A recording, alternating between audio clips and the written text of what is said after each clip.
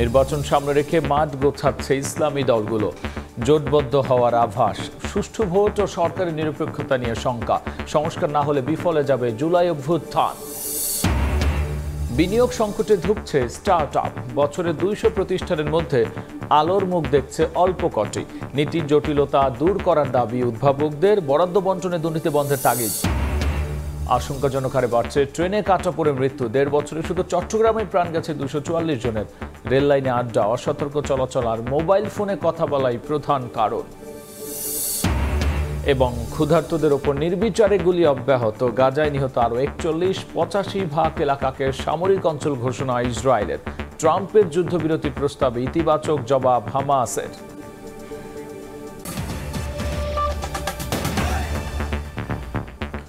সকালের সময় সঙ্গে আছি আমি গোলাম রাব্বি। নির্বাচন সামনে রেখে প্রস্তুতি নিচ্ছে ইসলামী দলগুলো। আভাস মিলেছে জোটবদ্ধ হয়ে ভোট করার। তবে সুষ্ঠু নির্বাচন আর সরকারি নিরপেক্ষতা নিয়ে শঙ্কা আছে দলগুলোর। নেতারা বলছেন সংস্কার ছাড়া নির্বাচন হলে বিফলে যাবে জুলাই অভ্যুত্থান।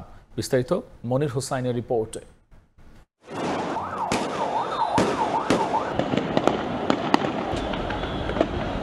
ক্ষমতাচ্যুত শেখ হাসিনা সরকারের শাসনামলে জেল জুলুম থেকে শুরু করে গুম খুন সহ নানা নির্যাতনের শিকার হয়েছেন ইসলামী দলগুলোর নেতাকর্মীরা।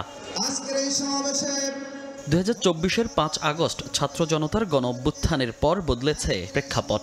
সেই সুযোগ কাজে লাগিয়ে সাধারণ রাজনৈতিক শক্তির সঙ্গে তাল মিলিয়ে অন্যতম শক্তিতে পরিণত হয়েছে ইসলামী দলগুলো। শুধু রাষ্ট্রীয় বা দলীয় কর্মসূচিই নয়, আগামী ত্রয়োদশ জাতীয় সংসদ নির্বাচন ঘিরেও বেশ সরব তারা। ইতোমধ্যে ছোট বড় প্রায় 10টি ইসলামী দল 300 আসনে নির্বাচনের জন্য প্রস্তুতিও শুরু করেছে। নির্বাচন ভাবনার বিষয়ে নেতারা বলছেন প্রার্থী কেন্দ্রিক নয়, প্রচারণা চালাচ্ছেন দলকে প্রাধান্য দিয়ে। কেউ আবার প্রার্থী কেন্দ্রিক প্রচারণা শুরু করলেও আছে জোটের পরিকল্পনা। এই নির্বাচনে আমরা চেষ্টা করব ইসলামী সকল দল ও মতকে ঐক্যবদ্ধ করে আমরা জোটবদ্ধ নির্বাচন করার চেষ্টা করব। ক্যান্ডিডেট কেন্দ্রিক প্রচারণাটা আমরা এখনো ওইভাবে শুরু করে নেই, যদিও আমাদের ক্যান্ডিডেট প্রস্তুত আছে। আমরা 300 আসনের প্রায় সব আসনেই প্রাথমিক বাছাইটা কিন্তু আমরা চূড়ান্ত করেছি, বাট এটা সেন্ট্রাল অফিসিয়াল ডিক্লারেশন না। এটা দেওয়া হলো আপনাকে, কিন্তু এই সিটটা এটা আপনার নিজের নয়, এটা জামাতের সিট।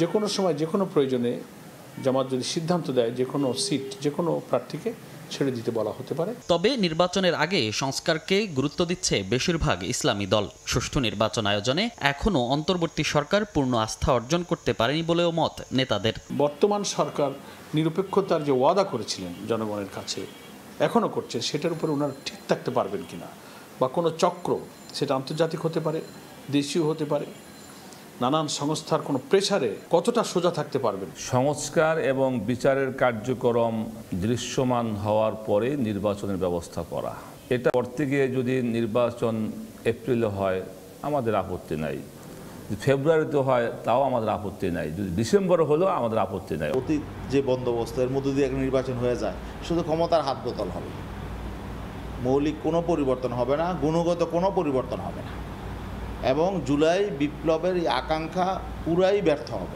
আলাদা আলাদা নির্বাচনের প্রস্তুতি নিলেও ইসলামী দলগুলোর মূল টার্গেট জোটবদ্ধ হয়ে জাতীয় নির্বাচনে অংশগ্রহণ। অতীতে যে সমস্ত রাজনৈতিক দেশ চালিয়েছে এদের ব্যাপারে মানুষ হতাশ। মনির হোসাইন, সময় সংবাদ, ঢাকা। দেশে প্রতি বছর প্রায় 200 নতুন স্টার্ট আপ এলেও বিনিয়োগ সংকট ও বরাদ্দ দেওয়া অর্থের সঠিক ব্যবহারের অভাবে আলোর মুখ দেখছে না অনেক প্রতিষ্ঠান। এই অবস্থায় নীতির জটিলতা দূর করার দাবি উদ্ভাবকদের। স্টার্ট আপ বাংলাদেশ বলছে আগের মতো রাজনৈতিক বিবেচনায় বরাদ্দ দেওয়া হবে না। অর্থনীতিবিদরা বলছেন বরাদ্দ বন্টনে স্বজনপ্রীতি ও দুর্নীতি দূর করতে না পারলে কাজে আসবে না কোনো উদ্যোগী। ফরহাদুর রহমানের রিপোর্ট। যেন আমরা ওর নলেজ যেন শেয়ার করতে পারি। সাইফুল কবির তন্ময় বেসরকারি বিশ্ববিদ্যালয় থেকে পড়াশোনা শেষ করে শুরু করেছেন ইডুটেক ভিত্তিক স্টার্টআপ পকেট কোচ। নিজস্ব অর্থায়নে শুরু করা তার এই উদ্যোগের লক্ষ্য অনলাইনে শিক্ষা সেবা সহজলভ্য করা। সব ধরনের স্টুডেন্টদেরকে টার্গেট করছি এখানে, সেটা এসএসসি হোক, এইচএসসি হোক, বিশ্ববিদ্যালয়ে ভর্তি পরীক্ষার্থী বলেন, সবাইকে আমরা টার্গেট করে কোর্স বানাচ্ছি। সেম আমরা হচ্ছে আইএলটিএস এর জন্য কোর্স বানাচ্ছি। সাইফুলের মতো অনেকেই আছেন যারা উদ্ভাবনী নিয়ে আসছেন দেশের বাজারে।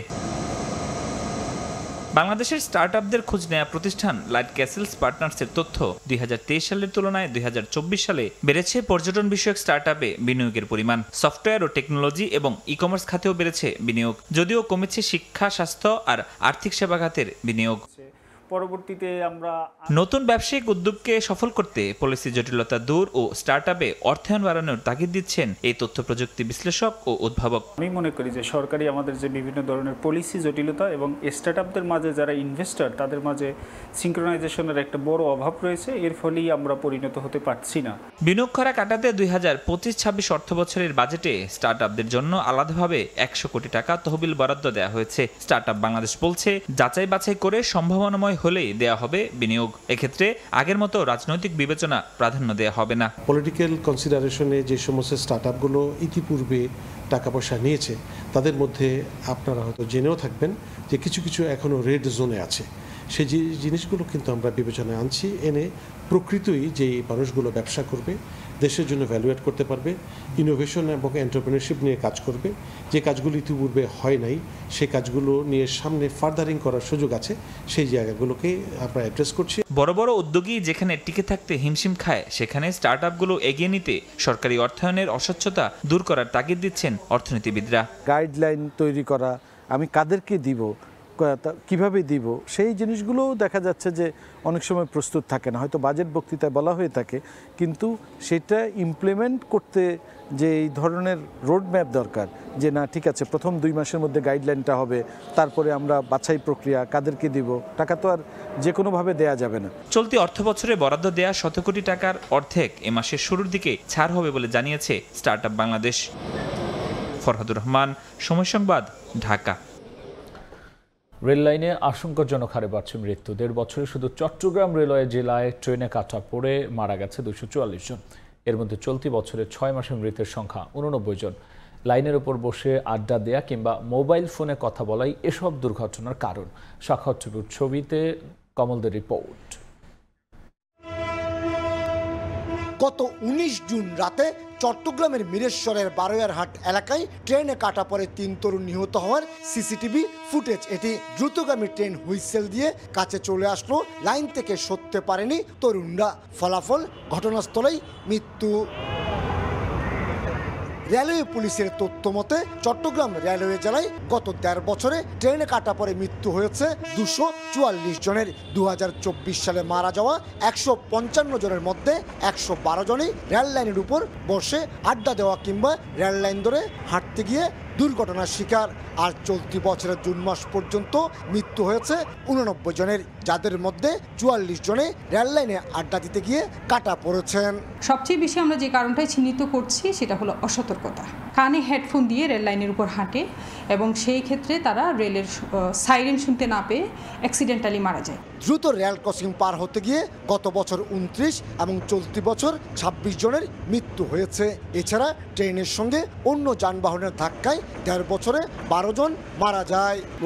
এই যে রাস্তা পারের জন্য যাইলে এই জায়গায় মারা যায়। এখানে রাস্তা পারের জন্য একটা কিছু দিতে হবে, নাহলে লোক মারা যায়। মোবাইলে কথা বলতে বলতে হাঁটে চলে, এদিকেও দেখে না এদিকেও দেখে না, জাম চানে মানে কথার মধ্যে তা অনেক সময় হেডফোনও থাকে এখানে, এই কারণে মানে কি দেওয়া হয় আর কি। এখানে একটা মানে এখানে বাজার বসে, সবগুলো গার্মেন্টস ফেক্টরি যতগুলো আছে এখানে সবগুলো এদিকে। ট্রেন আসলো মানুষ দূর মারে। রেল লাইন কেন্দ্রিক দুর্ঘটনায় মৃত্যু বাড়লো, তা প্রতিরোধে কার্যকর কোনো ব্যবস্থা নিতে পারছে না কর্তৃপক্ষ।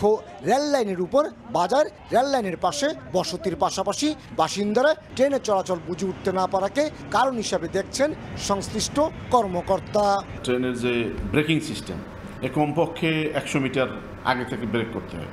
এখন মানুষজন অসতর্ক হয়ে রেল লাইনের উপর দিয়ে হাঁটে এবং বিশেষ করে তারা কানে আপনার হেডফোন লাগায়, ইয়ারফোন লাগায়, মোবাইল দেয়, এই জন্যই এই কাটাকাটিটা বেশি হচ্ছে।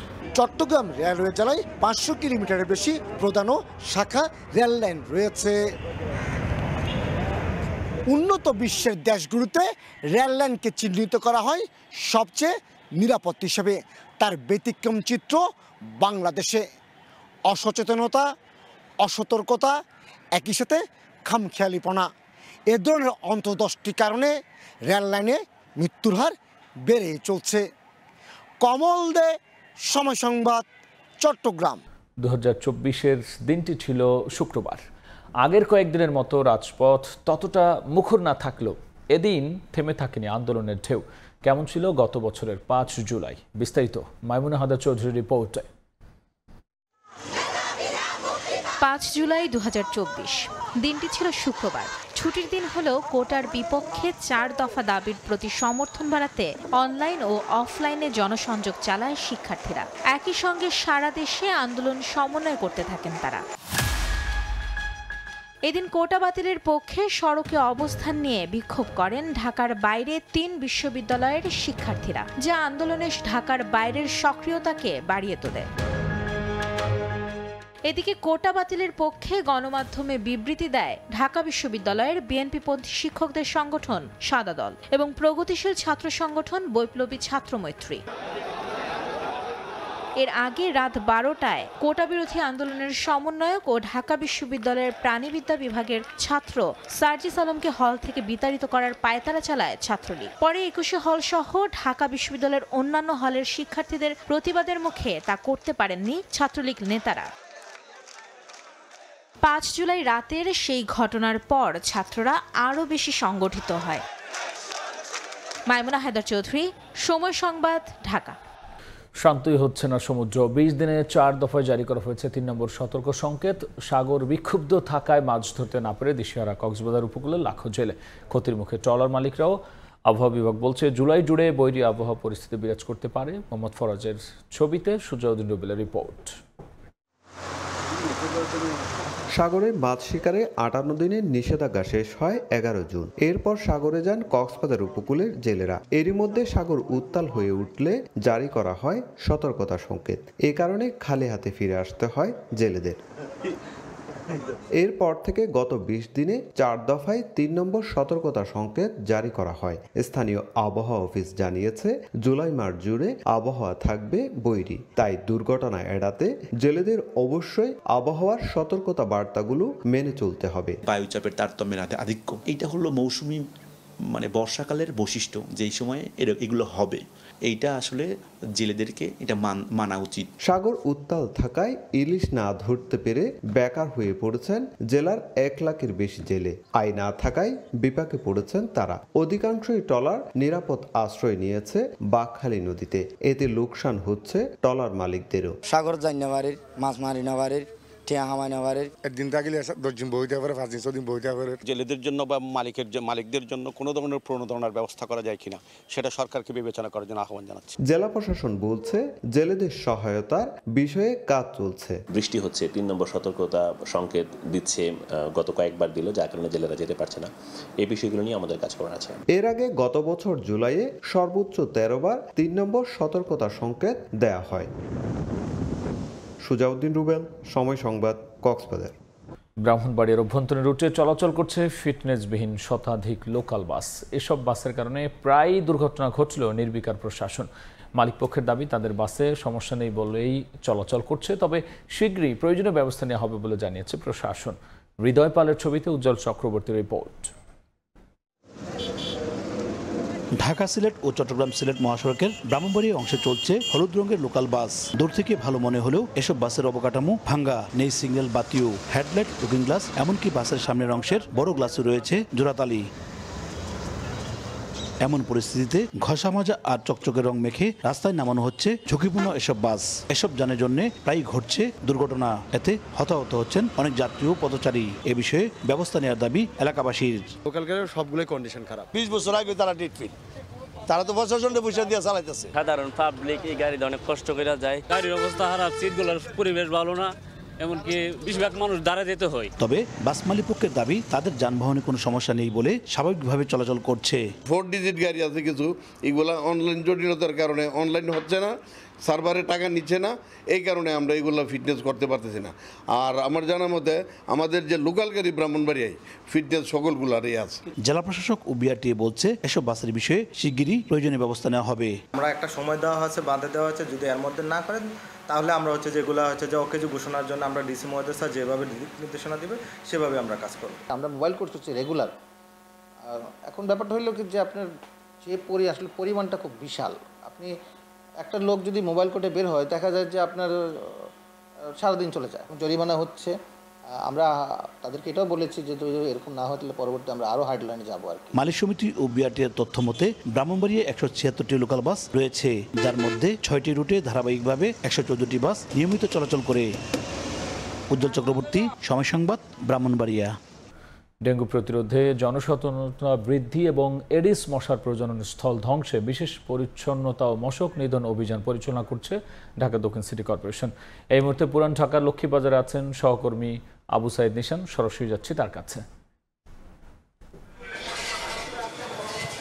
ডেঙ্গু প্রতিরোধে জনসচেতনতা বৃদ্ধি এবং মানুষকে সম্পৃক্ত করার জন্য ঢাকা দক্ষিণ সিটি কর্পোরেশন কিন্তু এই মুহূর্তে বিশেষ পরিচ্ছন্নতা কর্মসূচির পাশাপাশি এটি অভিযান পরিচালনা করছেন। এবং এইখানে আমরা যেটা দেখতে পাচ্ছিলাম যে স্থানীয় সরকার মন্ত্রণালয়ের সচিব এবং দক্ষিণ সিটি কর্পোরেশনের প্রশাসক সাহেব কিন্তু এখানে উপস্থিত আছেন এবং তাদের উপস্থিতিতে কিন্তু আমরা দেখতে পাচ্ছি যে প্রথমে একটি র্যালি হয়েছে এবং র্যালি পরবর্তীতে তারা কিন্তু এই লক্ষ্মীবাজার এলাকা, পুরান ঢাকার লক্ষ্মীবাজার এলাকায় আপনার এই মশক নিধন কর্মসূচি পালন করছেন এবং এখানে জনসচেতনতা বৃদ্ধির জন্য মানুষকে তারা সম্পৃক্ত করার জন্য বলছেন। তো যদিও আমরা এখানকার স্থানীয় মানুষের সাথে কথা বলে যেটা জানতে পেরেছি যে এই অভিযানগুলো বা মশক নিধন কার্যক্রমগুলো কিন্তু সাধারণত যখন সরকারের উচ্চ পর্যায়ের লোকজন আসেন তখনই দেখা যায়, অন্য সময় কিন্তু এই মশক নিধন কার্যক্রম দেখা যায় না। এবং সম্প্রতি কিন্তু ডেঙ্গু যে প্রকোপ বৃদ্ধি পেয়েছে সেই প্রকোপ বৃদ্ধির অংশ হিসাবেই কিন্তু দক্ষিণ সিটি কর্পোরেশনের কর্তৃপক্ষরা বলছেন তারা এই মশক নিধন কার্যক্রম পরিচালনা করছে। তাদের মূল উদ্দেশ্য এই কার্যক্রমের মাধ্যমে যে শুরুতে মানুষকে জনসচেতনতা বৃদ্ধি করা এবং জনসচেতনতা বৃদ্ধির পাশাপাশি আমাদেরকে দক্ষিণ সিটির প্রশাসক জানিয়েছেন যে তারা প্রথমে জনসচেতনতা বৃদ্ধি করবেন, এরপরে তারা ডেঙ্গু প্রতিরোধে মনিটরিং সেল গঠন করেছে বিভিন্ন অঞ্চল ভিত্তিক। সেই মনিটরিং সেল তারা তদারকি করবেন যে কোথাও কোনো পানি জমে আছে কিনা এবং এই মনিটরিং সেলের কার্যক্রম শেষে তারা কিন্তু মোবাইল কোর্ট পরিচালনা করার কথাও আমাদেরকে জানিয়েছেন এবং তারা বলেছেন যে যেসব নির্মাণাধীন ভবনগুলোতে এই বৃষ্টির সময় পানি জমে থাকে এবং সেটি পরিষ্কার পরিচ্ছন্ন করা হয় না, সেই জায়গা থেকে কিন্তু তারা মোবাইল কোর্ট পরিচালনা করে জরিমানা করার কথাও আমাদেরকে জানিয়েছিলেন। এবং আমরা যেটা বলতে পারি এখানকার যে প্রশাসক এবং স্থানীয় সরকার মন্ত্রণালয়ের সচিব আমাদেরকে যেটা জানিয়েছেন যে আমাদের মূল উদ্দেশ্য কিন্তু জরিমানা বা মনিটরিং করে মানুষকে ভয়ভীতি দেখানো নয়, আমাদের মূল উদ্দেশ্য মানুষের মধ্যে ডেঙ্গু প্রতিরোধে জনসচেতনতা বৃদ্ধি করা। তো এই জনসচেতনতা বৃদ্ধি ছিল ডেঙ্গু প্রতিরোধে সবচেয়ে বড় অংশ হিসাবে আমাদেরকে জানিয়েছেন ঢাকা দক্ষিণ সিটি কর্পোরেশনের প্রশাসক এবং সচিব মহোদয়। তো এই ছিল লক্ষ্মীবাজার পুরান ঢাকা এলাকা থেকে আমার কাছে সর্বশেষ সংবাদ। মশক নিধন কার্যক্রমের সবশেষে আমরা সরাসরি ছিলাম পুরান ঢাকার লক্ষ্মীবাজারে। তাজিয়া মিছিলের প্রস্তুতি চলছে নীলফামারীর সৈয়দপুরে। ইমামবাড়া সংস্কার, পরিচ্ছন্নতা, সাজানো, পাইক সাজা ও তাজিয়া বানানোর শেষ মুহূর্তের কাজে ব্যস্ত সময় পার করছেন সংশ্লিষ্টরা। মোহাম্মদ সোহেলের ছবিতে শাকির হোসেন বাদলের রিপোর্ট। নীলফামারীর সৈয়দপুরের ইমামবাড়াগুলোতে সাজ রব, পরিচ্ছন্নতা, নিশান উড়ানো, বর্ণিল সাজে সজ্জিত ও ভক্তদের পদচারণায় মুখরিত এখন কেন্দ্রগুলো। প্রতি বছর ৯-১০ মুহররম নানা আয়োজনের মধ্য দিয়ে আশুরার আনুষ্ঠানিকতা পালন করেন সৈয়দপুরের বাসিন্দারা। এ উপলক্ষে চলছে তাজিয়া মিছিলের প্রস্তুতি। এছাড়াও ইমামবাড়া সংস্কার, পরিচ্ছন্নতা, সাজানো, পাইক সাজা ও তাজিয়া বানানোর শেষ মুহূর্তের কাজে ব্যস্ত সময় পার করছেন সংশ্লিষ্টরা। ৯ মুহররম রাত ১২টার পর ইমামবাড়ায় তাজিয়া বসিয়ে গভীর রাত পর্যন্ত চলবে ঢোল বাজানো ও লাঠি খেলা। ১০ মুহররম বিকেলে প্রতীকী কারবালায় পাইকরা তাদের পরিধেয় বস্ত্র খুলে মান্যত শেষ করবেন। কারবালার যেগুলো হয়েছিল সেই হিসাবে এখানে হয় যে ওনাকে মনে করার স্মৃতির জন্য এখানে এইভাবে করে অনুষ্ঠান করি আমরা সবাই। আমার মা বাবারা মানতি মানছে এই জন্য আমরা পাইক বানছি। আমার বাবা সুস্থ হয়ে গেছে, এই মন্ত্রী চাইছিলাম, মন্ত্রীটা পূরণ হয়ে গেছে। ইনশাআল্লাহ যদি বেঁচে থাকি আগে বছর আবারও পাইক বানবো। ছোটবেলা থেকে দেখতেছি আমার মুরব্বীরা করতে আসছে, আমাদেরকে দেখাচ্ছে এগুলো করার জন্য। এই তাজিয়াকে কেন্দ্র করে মৌলা হোসেন, হযরত ইমাম হুসাইন আলাইহিস সালামের বারগাতে সালাম এবং ওনাকে শ্রদ্ধা জানাই। অনুষ্ঠান সুষ্ঠু করতে প্রশাসনিক সহযোগিতা চাওয়া হয়েছে বলে জানায় আয়োজক কমিটি। সৈয়দপুর স্থানীয় প্রশাসনের সহযোগিতায় এবং কিছু কিছু সৈয়দপুরে আমাদের ভাইরা রয়েছেন, সবারই সহযোগিতায় আমরা এই কাজ বা এই উদ্যোগটা করে আসতেছে। সৈয়দপুরে মোট 39টি ইমামবাড়া রয়েছে। শাকির হোসেন বাদল, সময় সংবাদ, নীলফামারী। দেখছেন সকালের সময়। গাজার যুদ্ধবিরতি নিয়ে মার্কিন প্রেসিডেন্ট ডোনাল্ড ট্রাম্পের প্রস্তাবে ইতিবাচক জবাব দিয়েছে হামাস। এই আলোচনার মধ্যেই উপত্যকায় একদিনে নিহত হয়েছেন অন্তত 41 জন। ত্রাণের লাইনে ক্ষুধার্তদের ওপর নির্বিচারে গুলি করেই যাচ্ছে ইসরায়েল। গাজার 85% এলাকাকে সামরিক অঞ্চল ঘোষণা করেছে নেতানিয়াহু বাহিনী। গাজা জুড়ে এখনও অব্যাহত ইসরায়েলি বর্বরতা। গাজা সিটির আল সাবরা গার্লস স্কুল ও আল হুরিয়া স্কুলে ড্রোন হামলায় প্রাণ গেছে কয়েকজনের। খান ইউনিস, জাবালিয়াতেও প্রাণ গেছে অনেকের। রাফায় গুলিবিদ্ধ হয়েছেন ICRC ফিল্ড হাসপাতালের স্বাস্থ্যকর্মী। রেডক্রস বলছে এ ধরনের ঘটনা গাজার প্রতিদিনের বাস্তবতা। জাতিসংঘ জানায় গাজার 85% এলাকাকে সামরিক অঞ্চল ঘোষণা করেছে ইসরায়েল। শুধু মার্চের পরই নতুন করে গৃহহীন হয়েছেন 7,14,000 মানুষ। 4 মাস ধরে এক ফোঁটা জ্বালানিও প্রবেশ করেনি গাজায়। কার্যত ভেঙে পড়েছে স্বাস্থ্য ব্যবস্থা। নাসের হাসপাতাল এখন এক বিশাল ট্রমা ওয়ার্ডে রূপ নিয়েছে। ত্রাণ বিতরণ কেন্দ্রেও মিলছে না নিরাপত্তা। জাতিসংঘের মানবাধিকার দপ্তর জানায় যুক্তরাষ্ট্র ইসরায়েল সমর্থিত ত্রাণ কেন্দ্র ও কনভয়ের আশপাশে নিহতের সংখ্যা অন্তত 613। তাদের বেশিরভাগই শিশু ও তরুণ। এই অবস্থায় মার্কিন প্রেসিডেন্ট ডোনাল্ড ট্রাম্পের যুদ্ধবিরতি প্রস্তাবের বিষয়ে ইতিবাচক জবাব দিয়েছে হামাস। শুক্রবার টেলিগ্রাম পোস্টে গোষ্ঠীটি জানায় আলোচনায় অংশ নিতে রাজি তারা। ট্রাম্পের প্রস্তাব অনুযায়ী 10 জন জীবিত ইসরায়েলি জিম্মির মুক্তির বিনিময়ে ফিরিয়ে দেয়া হবে 18টি মরদেহ এবং কিছু ফিলিস্তিনি বন্দী। প্রস্তাবিত 60 দিনের অস্ত্রবিরতিতে ধাপে ধাপে ফিরবে খাদ্য, ত্রাণ ও চিকিৎসা সেবা। তবে হামাস চাইছে স্থায়ী যুদ্ধবিরতির নিশ্চয়তা। এদিকে এই গণহত্যার বিরুদ্ধে শুক্রবার ইয়েমেনের রাজধানী সানায় জড়ো হন হাজারো মানুষ।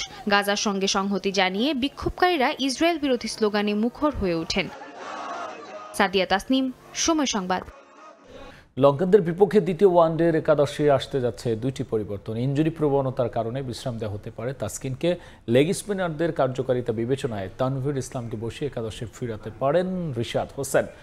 এদিন পুরো বিশ্রামে ছিলেন লিটন দাস। উইকেট কিপিং অনুসরণ করেছেন জাকের আলী। সম্ভাব্য একাদশ নিয়ে শ্রীলঙ্কা থেকে তারেক হাসান শিমুলের রিপোর্ট।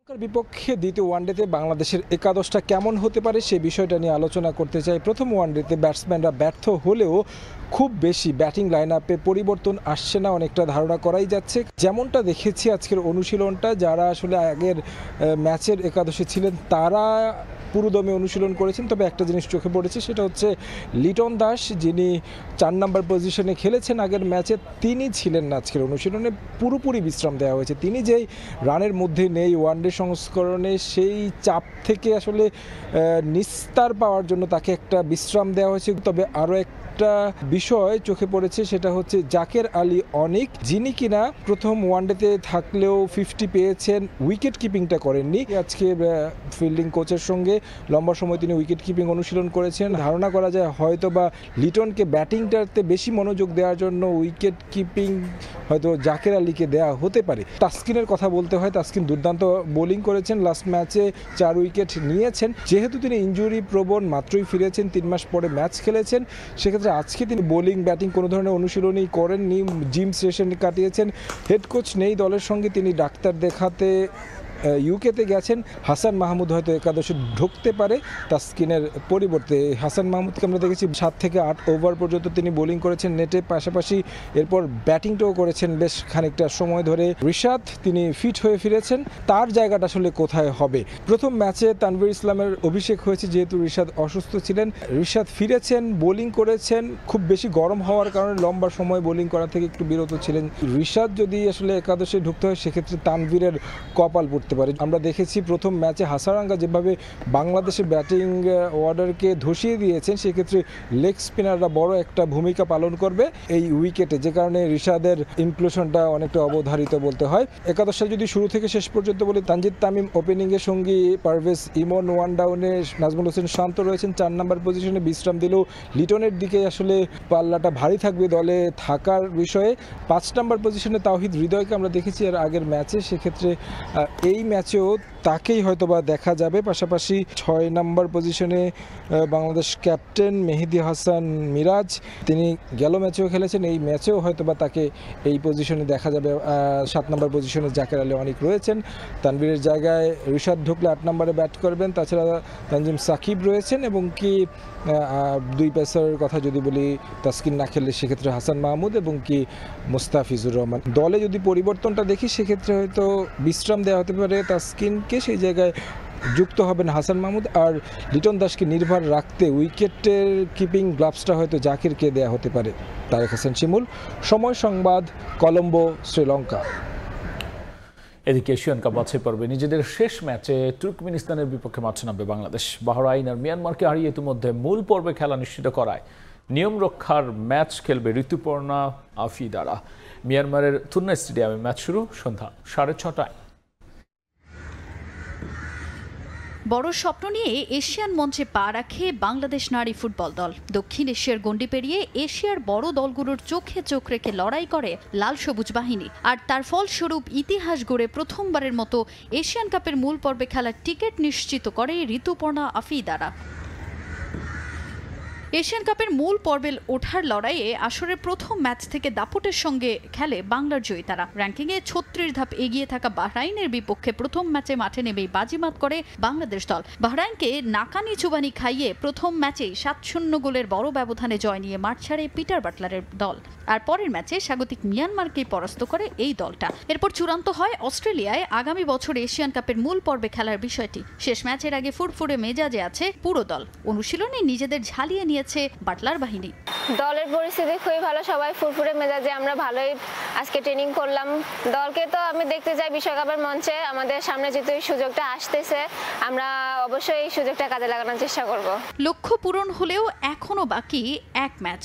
বাছাই পর্বে স্রেফ নিয়ম রক্ষার ম্যাচে এবার মাঠে নামবে বাংলাদেশ, যেখানে লাল সবুজ লড়বে তুর্কমেনিস্তানের বিপক্ষে। এ ম্যাচে হার জিত বড় ফ্যাক্টর না হলেও জয়ের জন্যই মুখিয়ে বাংলার বাঘিনীরা। তুর্কমেনিস্তান র্যাঙ্কিংয়ে এগিয়ে থাকলেও এশিয়ান কাপ বাছাই পর্বের প্রথম ম্যাচেই মিয়ানমারের বিপক্ষে হারে 8-0 গোলের বিশাল ব্যবধানে। এর পরের ম্যাচেও জয়ের দেখা পায়নি এই দলটা। দলের পরিস্থিতি আলহামদুলিল্লাহ ভালো, ছোটখাটো কিছু ইনজুরির সমস্যা আছে। কোচ ওই সকল প্লেয়ারদেরকে রিকভারি দিয়েছেন এবং বাকিরা যারা ছিলেন তাদের নিয়ে আমরা মাঠে কাজ করেছি। ম্যাচের ব্যাপারে আমাদের মেয়েরা খুবই সিরিয়াস এবং ফোকাস। এবার সেই দলের বিপক্ষে জয় দিয়ে এই টুর্নামেন্ট শেষ করার লক্ষ্য বাটলার শিষ্যদের। তুর্কমেনিস্তানের ফর্ম আর বাংলাদেশ দলের সাম্প্রতিক ছন্দে জয়ের ব্যাপারে দারুণ আত্মবিশ্বাসী লাল সবুজ বাহিনী। এশিয়ান কাপের শেষ ম্যাচে জয় দিয়ে উদযাপনে পূর্ণতা দিতে চান অধিনায়ক আফিদা খন্দকার। তাজিন খন্দকার, সময় সংবাদ। সকালের সময় শীর্ষ সংবাদ জানিয়ে দিচ্ছে আরও একবার। নির্বাচন সামনে রেখে মাঠ গোছাচ্ছে ইসলামী দলগুলো। জোটবদ্ধ হওয়ার আভাস। সুষ্ঠু ভোট ও সরকার নিরপেক্ষতা নিয়ে শঙ্কা। সংস্কার না হলে বিফলে যাবে জুলাই অভ্যুত্থান। এবং বিনিয়োগ সংকটে ধুঁকছে স্টার্ট আপ। বছরের 200 প্রতিষ্ঠানের মধ্যে আলোর মুখ দেখছে অল্প কটি। নীতি জটিলতা দূর করার দাবি উদ্ভাবকদের। বরাদ্দ বন্টনে দুর্নীতি বন্ধের তাগিদ। এই ছিল সকালের সময়। সঙ্গে থাকুন সময়।